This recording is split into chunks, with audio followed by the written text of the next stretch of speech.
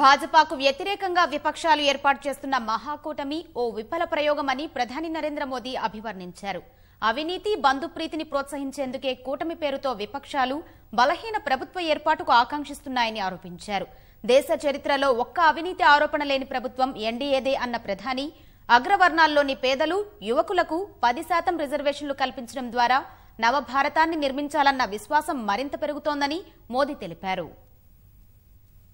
2019 లోక్సభ ఎన్నికలకు ప్రధాని నరేంద్ర మోదీ సమరశంఖం పూరించారు. ఢిల్లీ రామ్లీలా మైదాన్ వేదికగా నిర్వహించిన భాజపా 2 రోజుల జాతీయ కౌన్సిల్ సమావేశాల్లో ముగింపు ప్రసంగం చేసిన మోదీ పార్టీ శ్రేణుల్లో ఉత్తేజం నింపి ఎన్నికలకు సమాయత్తం చేశారు. ఈ సందర్భంగా కాంగ్రెస్ సహా విపక్షాలపై విరుచుకుపడ్డ మోదీ కేంద్ర దర్యాప్తు సంస్థలతో తమ తీరును వివరించారు. 10 ఏళ్ల పాటు యూపీఏ సర్కార్ తనను ఎంతగా వేధించినా గుజరాత్లో సీబీఐ రాకను అడ్డుకోలేదని గుర్తు చేసిన మోదీ ఏ అక్రమాలకు పాల్పడ్డాయని ఆంధ్రప్రదేశ్, బంగాల్, ఛత్తీస్గఢ్ ప్రభుత్వాలు సీబీఐ రాకుండా అడ్డుపుల్లలు వేస్తున్నాయని ప్రశ్నించారు. అగస్టా వెస్ట్లాండ్ అంశాన్ని పరోక్షంగా ప్రస్తావించిన మోదీ దొంగలు ఎక్కడున్నా కాపలాదారుడు వారిని వదిలిపెట్టబోడని తెలిపారు. అయోధ్య అంశాన్ని పరిష్కరించడం కాంగ్రెస్ పార్టీకి ఏమాత్రం ఇష్టం లేదని ఆరోపించిన మోదీ తమ న్యాయవాదుల ద్వారా ఆ పార్టీ ఈ అంశంలో సమస్యలు సృష్టిస్తోందని విమర్శించారు. గత ప్రభుత్వాలు రైతులను ఓటు బ్యాంకుగా చూస్తే తాము వారి సమస్యలను నిరంతరం పరిష్కరించే ప్రయత్నం చేస్తున్నామని తెలిపారు.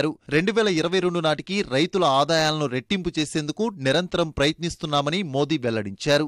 దేశ చరిత్రలో ఒక్క అవినీతి ఆరోపణ లేని ప్రభుత్వం ఎన్డీఏదే అన్న ప్రధాని భాజపాకు వ్యతిరేకంగా విపక్షాలు ఏర్పాటు చేస్తున్న మహాకూటమి ఓ విఫల ప్రయోగంగా అభివర్ణించారు. इन दिनों भारतीय राजनीतिक इतिहास के एक असफल प्रयोग को महागठबंधन के नाम से प्रचारित करने का अभियान चल रहा है। जिन दलों का जन्म कांग्रेस और कांग्रेस की कार्य संस्कृति के विरोध में हुआ, जो उस जमाने में कांग्रेस के तौर तरीकों को बर्दाश्त नहीं कर पाए, झूठ हो रहे हैं। सोचिए, उस जमाने में जब कांग्रेस इतनी गर्त में भी नहीं थी, तब उन्होंने कांग्रेस को छोड़ा और कांग्रेस के सामने खड़े हुए थे। अब आज जब कांग्रेस रसातल में है, भ्रष्टाचार में डूबी हुई है, उसके बड़े बड़े नेता जमानत पर है, ये कांग्रेस विरोध में जन्मे हुए दल कांग्रेस के सामने जाकर सरेंडर कर रहे हैं।